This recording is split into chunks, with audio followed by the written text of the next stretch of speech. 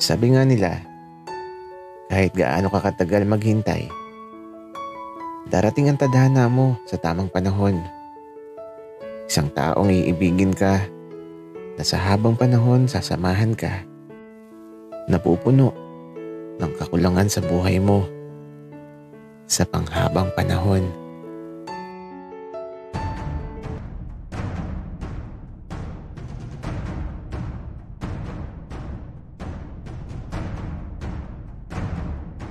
Kaibigan, huwag mong kalimutan mag-subscribe sa aming channel at huwag din kalimutan i-click ang notification bell at subscribe button. Subscribe na!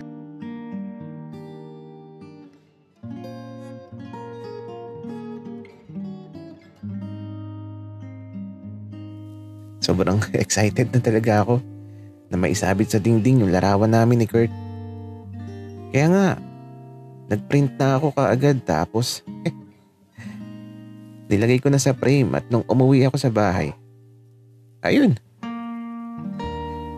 isinabit ko na kaagad. At syempre, binigyan ko ng kopya si Kurt para mas masaya. At eto, may pasalubong akong saging sa kanya. Ang arte kasi, ayaw lumabas ng lumang dormitoryo. Mainit daw kasi. Kurt, dapat talaga sumama ka na lang sa akin. Para naman mainitan ka. Tingnan mo yung kulay mo. Napakaputla. Axel, bakit ka ba nakikialam sa kulay ko? Pero salamat sa saging mo ha. Masarap. Kurt, kapag gusto mo pa, magsabi ka lang. Pero teka, next week pa yung pasukan. Ano bang mga plano mo? Axel, wala lang. Siguro dito lang ako sa dormitoryo. Ayoko umuwi sa bahay namin eh. Walang kalayaan dun. Bakit naman, Kurt? Nakakulong ka ba sa kapag nasa inyo ka? Axel, ganito kasi yun. Si Papa sundalo, si Mama at Ate pulis. So ayun, mahigpit. Limitado ang bawat kilos. Ay, grabe naman yun, Kurt. Pero bakit di ka na lang nagpulis o sundalo? Para naman nakalinya ka din sa Papa at Mama mo. Ayoko, Axel. Sayang yung skincare ko dun. Sabi ko na Barbie. Pero okay lang yan, Kurt. Tanggap kita. Pakis nga. Suntok. Gusto mo, Axel? Baka gusto mong magka-black eye. Kurt, biro lang. O talaga napakaseryoso mo masyado. Pero alam mo, kung babae ka lang, naku, liligawan talaga kita. Tapos, mag-aanak tayo ng mga 10.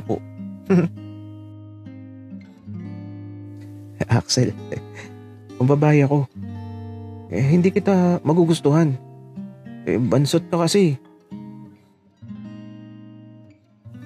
Kurt, maliit man ako sa paningin mo, may malaki naman nagtatago dito sa pagitan ng mga hita ko. Axel, bansot ka.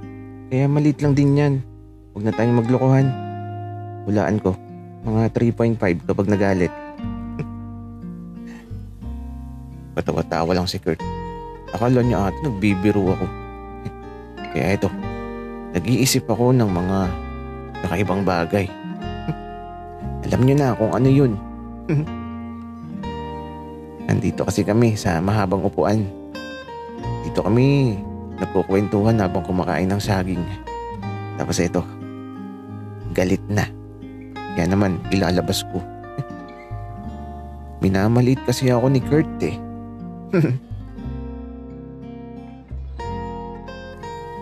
Kurt, tingnan mo. Wika ko.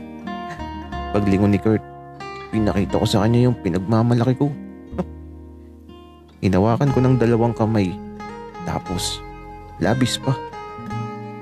At si Kurt napatitig na lang kay Temtem. Oh, tama ng viewing. Nag-e-enjoy ka na ata sa nakikita mo. Wika ako tapos eto. Tumawa lang si Kurt. Gagi. Hindi Pero Axel, kanino ka nagmana? Bakit ang kabayo yang sayo?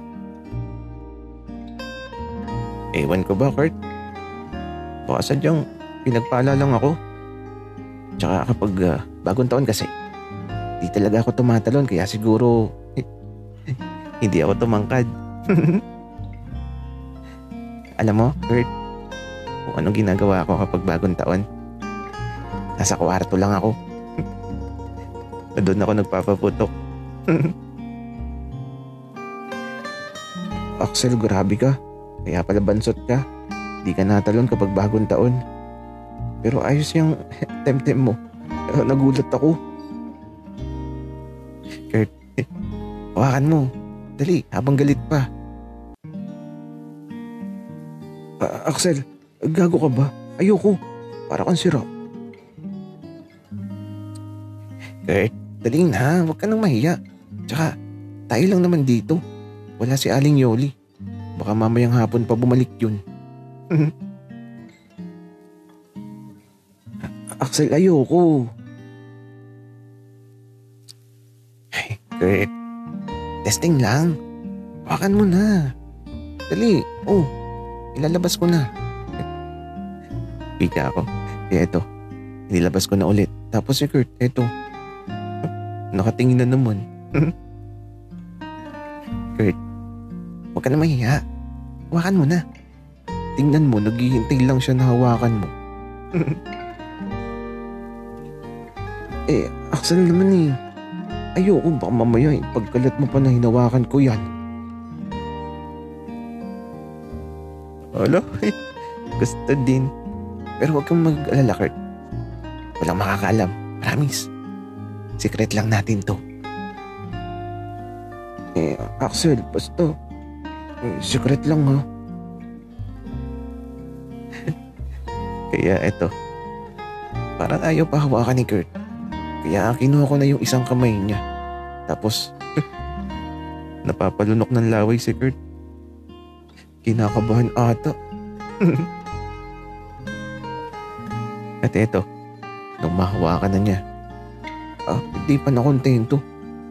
Dalawang kamay na niya ang nakahawak. Mukhang nag-i-enjoy si Kurt. Pero ako, mas masaya ako. Kakaiba yung pakiramdam Masarap. Kaya ito, napapaliyad talaga ako ang mga paa ko. Tapos napasandal ako sa mahabang upuan. At napapikit ang mata ko. At ito, di ko na talaga napigilan. Bigla na lang sumabog yung hawak ni Kurt na tubo. Napakapit tuloy ako sa buko niya. Nasabunutan ko ata si Kurt. Tapos ito, pagmulat ko, ala, si Kurt, nakapikit ang dalawang mata. Tinamaan kasi ng paputok. Axel, ayop ka. Anong ginawa mo? Sorry Kurt. Tara na, magilamos ka. Bakit di ka umiwas? Alam mong puputok na. Baliw ka, Axel. Mali ko ba na puputok na? Kaya eto, inakay ko kaagad si Kurt sa banyo. Natatawa tuloy ako. Kaso, nanghina ako sa nangyari. Parang naubos ang lakas ko. Kaya eto, habang naghihilamos si Kurt, ako naman, naligo na. Kaya lang, makulit talaga ako. Kaya ito, binuhusan ko na din si Kurt para sabay na kaming maligo. Parang mag-asawa Mataba si Kurt. Pagtingin sa akin, ang pula ng mga mata niya. Kurt, okay ka lang?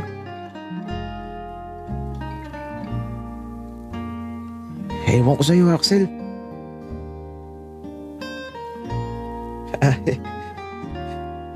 Sorry na, Kurt. Hayaan mo. Sasabihin ko na sa susunod kapag sasabog na yung tubo. Wala nang next time, Axel. Last na yun. Okay. Di wala. Wika ako. Abang eto. Naligo na lang din talaga siya sa banyo. Hindi na ako nahiya kay Kurt. Tinanggal ko na yung lahat ng suot ko. Pero si Kurt ba? Nahiya pa.